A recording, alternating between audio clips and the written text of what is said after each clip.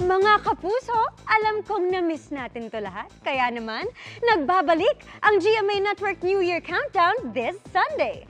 Sabay-sabay nating salubungin ang 2024 ng magkakasama, kabilang rin ang pasabog performances ng iba't ibang kapuso stars. Ang pasilip sa kanilang rehearsals, ichichika ni Nelson Canlas.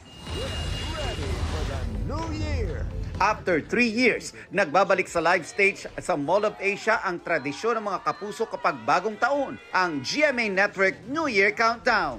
Star-studded ang lineup ng mga kapusong magpapasaya sa pagsalubong sa 2024. Nariyan sila Julian San Jose, Raver Cruz, Ken Chan, Christian Bautista, Andrea Torres, Sanya Lopez, at Miss Universe Philippines Michelle D. at marami pang iba.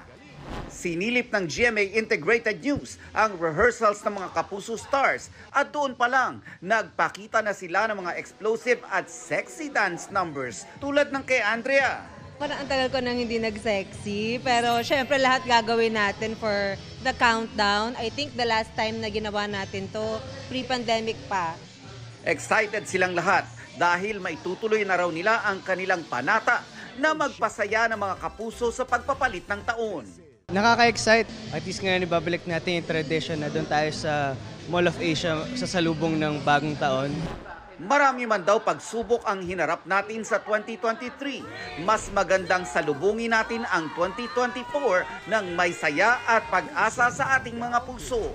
I'm just really excited. I'm expecting fun, celebration po talaga for this coming year kasi this year will be special for all of us. I am manifesting it. Nako mga kapuso, abangan niyo po ang GMA Kapuso Countdown. Marami mga surprises, marami mga pasabog, marami mga performances.